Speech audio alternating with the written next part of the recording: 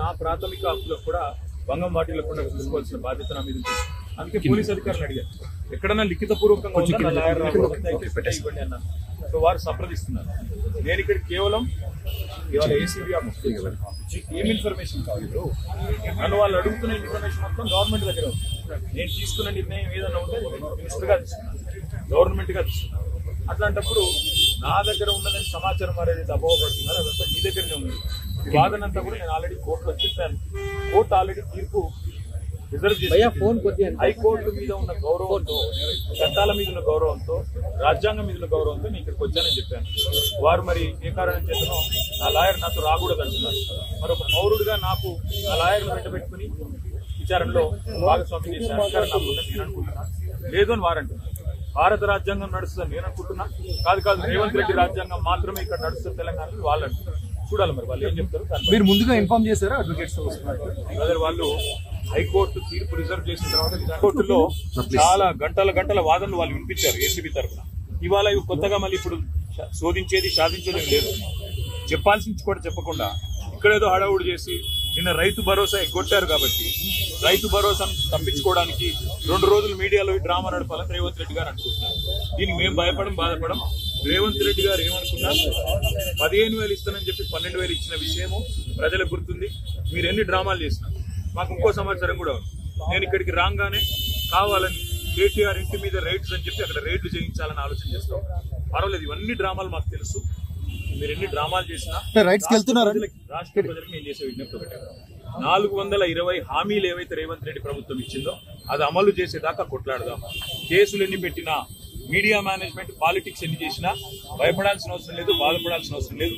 వాళ్ళు ఎన్ని రైడ్స్ చేసుకున్నా, ఎన్ని డ్రామాలు చేసినా నా లాయర్లు ఉంటే వాళ్ళకి వచ్చిన ఇబ్బంది ఏంటంటే, నాతో పాటు లాయర్లు ఉంటే నా రైట్స్ ప్రొటెక్ట్ చేయబడి ఇక్కడ మా నరేందర్ రెడ్డి గారిని అరెస్ట్ చేసినప్పుడు ఆయన ఇవ్వని స్టేట్మెంట్ ఇచ్చినట్టుగా పోలీసులు తప్పుడు వార్తలు రాసి మీడియా క్లిక్ చేశారు. నా రైట్స్ నేను ప్రొటెక్ట్ చేసుకోవాలి, లాయర్ వాళ్ళకి వచ్చిన ఇబ్బంది. సార్ ఇప్పుడు ఈ స్థాయిలో ఆంక్షలు పెట్టారు, మీరు నేరుగా విచారణకు అటెండ్ అవుతున్నారు వాళ్ళు చెప్పిన టైంకి. నరేందర్ రెడ్డి గారు ఇవ్వని స్టేట్మెంట్ ఇచ్చినట్టుగా తప్పుడు స్టేట్మెంట్ రికార్డ్ చేసింది పోలీసు వాళ్ళు. అందుకే నాకు వాళ్ళ మీద నమ్మకం లేదు కాబట్టి నా లాయర్ని తెచ్చుకున్నాను. ఇప్పుడు మా ఇంటి మీద రైడ్స్ రైడ్ చేసుకుని నాకు తెలిసి ఏం చేయబోతుంది, రైడ్స్ చేసి అవసరమైతే కొన్ని ఇంప్లాంట్ చేసి కొన్ని లేనిపోని సృష్టించి అందులో ప్లాంట్ చేసి దాని మీద కేసు బనాయించాలని వీళ్ళ చిల్లర ప్రయత్నం. నేను చిట్టినాయుడు గారికి చెప్పేది ఒకటే, నువ్వు ఎన్ని డ్రామాలు చేసినా, ఎన్ని కథలు పడ్డా, ఎన్ని అక్రమ కేసులు పెట్టినా, నువ్వు రైతు భరోసా ఎగ్గొట్టింది ప్రజలకు తెలుసు, నువ్వు మాట తప్పింది తెలుసు, 420 హామీలు ఎత్తగొట్టింది ప్రజలకు అర్థమైంది. నువ్వెన్ని చేసుకున్నా తప్పకుండా నేను వదిలిపెట్టాం. ప్రజాక్షేత్రంలో తప్పకుండా మా హక్కుల కోసం కొట్టాడు. ఇవాళ నేను అడిగేది ఏంటంటే, మొన్న నరేందర్ రెడ్డికి జరిగింది, ఇవాళ నాకు జరగదని గ్యారంటీ ఏంటి? నరేందర్ రెడ్డి ఈయన స్టేట్మెంట్ ఇచ్చినట్టు, కన్ఫెషన్ ఇచ్చినట్టు, అనవసరంగా నా పేరు చెప్పినట్టు లేనిపోని పుకార్లు వీళ్ళే సృష్టించిన పోలీసులు మీడియాకు లీక్లు ఇచ్చారు. నాకు కూడా అట్లే చేస్తారని నా డౌట్. రెండవది ఇవాళ నేను మళ్ళీ చెప్తున్నా, నేను ఇక్కడ రాగానే నా ఇంటి మీద రైడ్ చేయాలని చెప్పి వాళ్ళు ప్లాన్ చేసుకున్నారు. తప్పకుండా నా ఇంటి మీద రైడ్ చేస్తే కూడా అందులో ఏమని ఇరికిచ్చి రేవంత్ రెడ్డి గారు ఇచ్చిన 2 చిట్టీలు, అవసరమైతే ఇంకో 2 ఏమైనా సృష్టించి అని ఇరికిచ్చి కావాలని బదనాం చేయాలన్న చిల్లర ప్రయత్నం చేస్తున్నారు. నా హక్కుల కోసం తప్పకుండా నేను కొట్లాడతాను.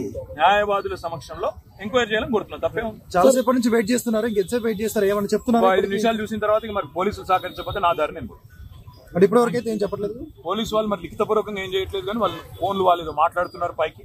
రేవంత్ రెడ్డికి మాట్లాడుతున్నారో మరి ఇంకా డీజీపీకి మాట్లాడుతారో ఎవరు మాట్లాడుతారో తెలియదు. వాళ్ళు ఏం చెప్తారో దాన్ని బట్టి నా తదుపరి. సార్ ఇప్పుడు అడ్వకేట్స్ అనుమతి లేదు అనేది అయితే నిబంధన లేదు. అడ్వకేట్స్ అనుమతి లేదు అనేది తప్పు. మొన్న పట్నం నరేందర్ రెడ్డి మీద ఏ కుట్ర అయితే వీళ్ళు చేసిండ్రో, ఆయన ఈయని స్టేట్మెంట్ ఇచ్చినట్టు పోలీసు వాళ్ళు ఏదైతే దొంగ స్టేట్మెంట్ సృష్టించి ఆయనను నన్ను బద్నాం చేసే ప్రయత్నం చేసిండ్రో అది జరగకూడదన్నదే నా తాపత్రయం. అందుకే లాయర్ ఉండాలని నేను కోరుతున్నా. లాయర్ ఉంటే వాళ్ళకి అభ్యంతరం ఏందో నాకు అర్థమైతే లేదు. ఏమైనా కానూన్ ఉందా, చూపెట్టు, కాగితం చూపెట్టు, కాగితం చూపెట్టు.